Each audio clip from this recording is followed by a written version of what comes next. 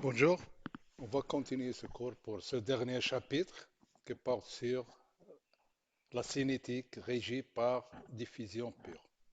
Donc prenons comme exemple, toujours on s'intéresse à une réaction électrochimique telle que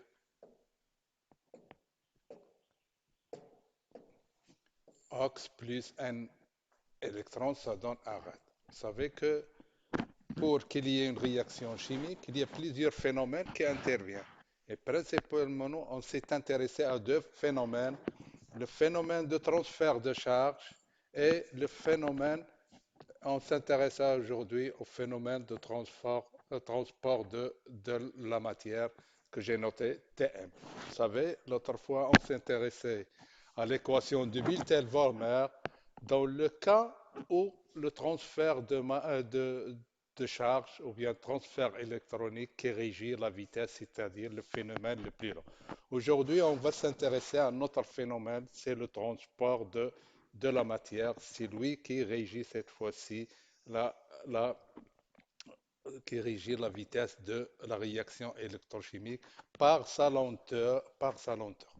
Dans ce cas-là, vous savez que pour qu'il y ait une réaction, il faut que la matière vienne à l'électron. Il y a plusieurs modes que pour que la vitesse,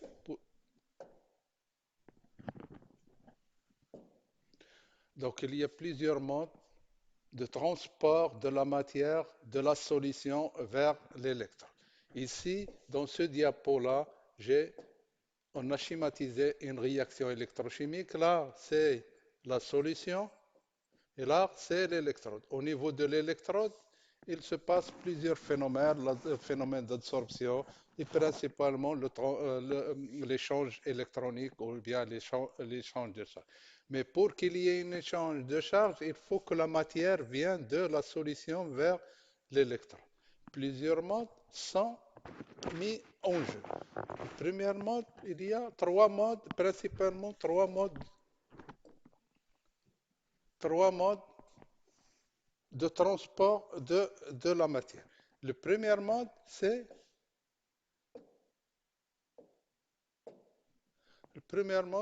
la convection, c'est-à-dire que la matière vient à l'électrode sous l'effet d'une agitation mécanique ou bien thermique.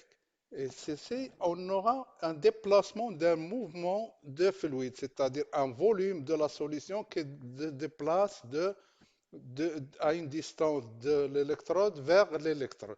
Et ceci est mis en œuvre un flux, c'est un flux de convection, il est donné par CI. V, c'est la vitesse de mouvement d'une solution. CI, c'est la concentration de l'espèce. Un autre mode de transport de la matière, c'est la migration. C'est-à-dire que la matière ou bien les porteurs de charge dans les électrolytes, ils se déplacent sous un effet d'un champ électrique qui permet ce déplacement de ces ions dans de la solution vers la zone interfaciale, c'est-à-dire vers l'électrode. Donc ce mode de transport, bien sûr, il concerne les espèces chargées puisqu'ils seront soumis à un effet de champ électrique. Donc on appelle ce flux de la matière, c'est un flux de migration. Il est fonction de la mobilité et de la charge et bien sûr de champ électrique. Vous savez que le champ il euh, est relié au gradient, c'est un gradient de champ. Également, il y a un autre mode plus important, c'est la diffusion, c'est-à-dire que la matière, il y a un mouvement des espèces, c'est-à-dire que la matière, il se déplace sous effet d'un gradient de concentration, c'est-à-dire sur les électrodes, sur l'électrode, supposons que de l'électrode, il faut que la matière vienne, c'est-à-dire sur l'électrode, il y aura consommation de la matière.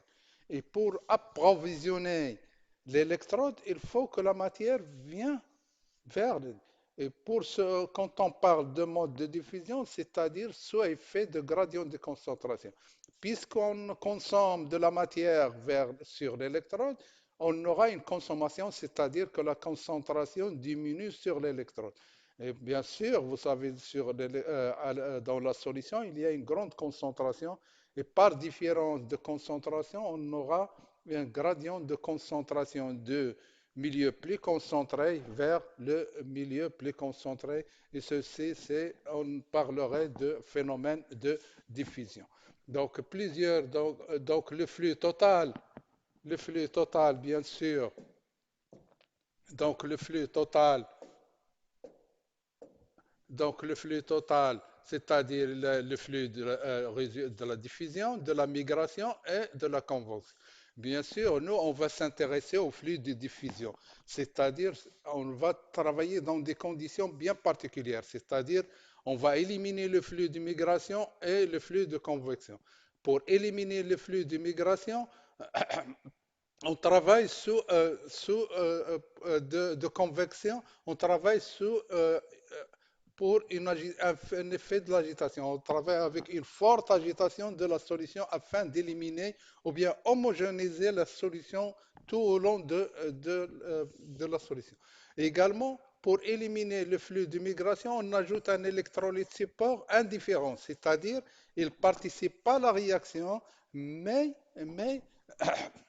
il assure la conduction, c'est-à-dire la charge, ou bien il se comporte comme un conducteur métallique des ions, c'est-à-dire il ne participe pas à la réaction électrique. Et le flux total, bien sûr, il va se réduire au flux, donc le flux total, il va se réduire au flux diffusionnel.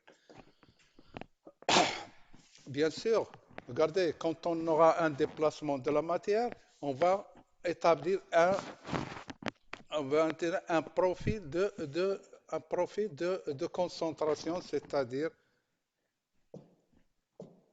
un profil de concentration, c'est-à-dire que la concentration, il varie là, on a schématisé, c'est la solution, c'est la solution. Là, c'est l'électrode. Vous voyez que la concentration, là, j'ai dessiné que la concentration en fonction de la distance, X c'est la distance de l'électrode vers la solution. Donc là, il y a plusieurs phénomènes, c'est-à-dire que le phénomène de la convection, il assure toute la solution.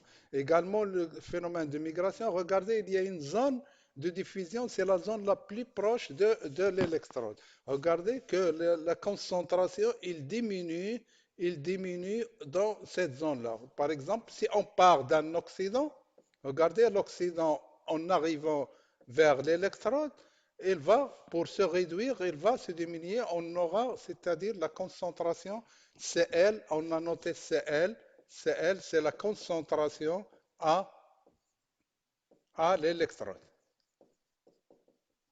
c'est-à-dire la concentration de l'espèce active à l'électrode. Bien sûr, on aura à T est égal à 0, à T est égal à 0, on a une concentration Cs, c'est-à-dire la concentration est homogène. Maintenant, quand on applique un potentiel, on aura consommation de l'espèce et bien sûr, sa concentration, elle diminue.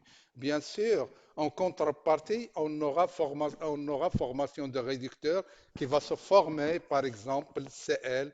Cl, c'est la concentration de réducteur qui va se former, il va se diffuser vers l'électrode, puisque la concentration, il va se diffuser dans la solution et par suite, sa concentration, il va diminuer.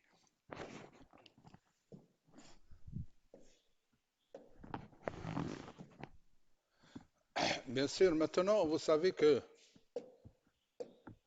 au sein, au sein de la région, là où le courant, où le transport il est assuré par vous savez que la concentration, vous savez que la concentration, c'est une fonction de temps et, et de la distance par rapport à l'électron. C'est-à-dire que la concentration, il varie en fonction du temps.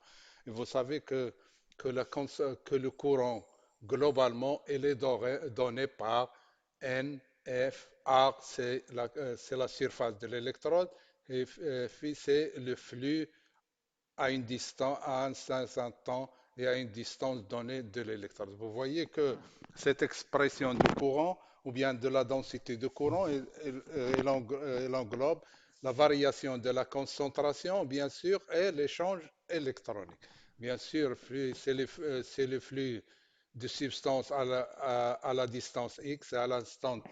Vous savez, il y a deux lois pour déterminer ce flux. Il y a la première loi, on va admettre dans ce cours-là, on ne va pas démontrer ces deux lois, mais on va admettre que la première loi, elle est donnée par, elle permet de déterminer la concentration en fonction de x, c'est-à-dire D c'est un paramètre, c'est un coefficient de diffusion, elle est relative à l'espèce étudiée et dépend de l'espèce et du milieu étudié.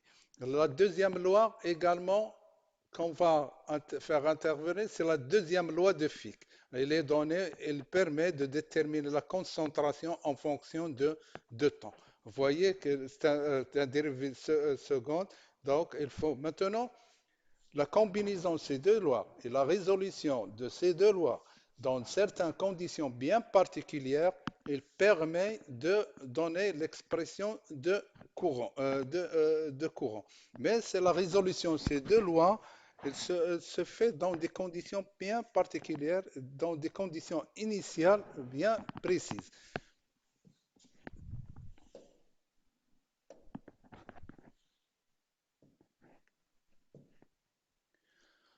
Maintenant, l'expression de courant, après résolution de ces deux lois, on va remplacer le flux dans l'expression du courant, hein, et maintenant le courant serait donné par plus ou moins une constante de proportionnalité fois la concentration CS, par exemple Ox, ou bien de l'espèce I est égal à la solution moins la concentration à l'électrode. Vous voyez que plus ou moins, donc là, je vais mettre I, là, je vais mettre I, c'est-à-dire I est égal à plus ou moins K, CS de l'espèce I moins C électrode à l'espèce I. Donc, c'est-à-dire que CS, c'est dans la concentration dans la solution, et C électrode, électrode, c'est-à-dire que la concentration réactive à l'électrode. Et bien sûr, vous voyez que le signe, il dépend du courant, c'est-à-dire dans le cas où on aura un courant anodique, c'est le réducteur qui s'oxyde, et bien sûr, c'est la constante de proportionnalité relative au réducteur. Ce n'est pas la réduction, mais réducteur est égal à K raid, CS raid moins C électrode. De même que le courant de réduction il est donné par IC ou bien I, ou bien IA ou bien I, ou bien est égal à I, puisqu'on s'intéresse au courant global. C'est un courant, bien sûr, on peut également l'appeler un courant de diffusion ou bien un courant global. Également, le courant cathodique, il est donné par moins Kox, c'est-à-dire la constante de proportionnalité relative à l'Occident, enfin, fois CS ox moins C électron. Maintenant, supposons que la concentration à l'électrode tend vers zéro, c'est-à-dire tend vers zéro, que que le courant, dans ce cas-là, le courant tend vers un courant limite qui est égal à plus ou moins K, C, S fois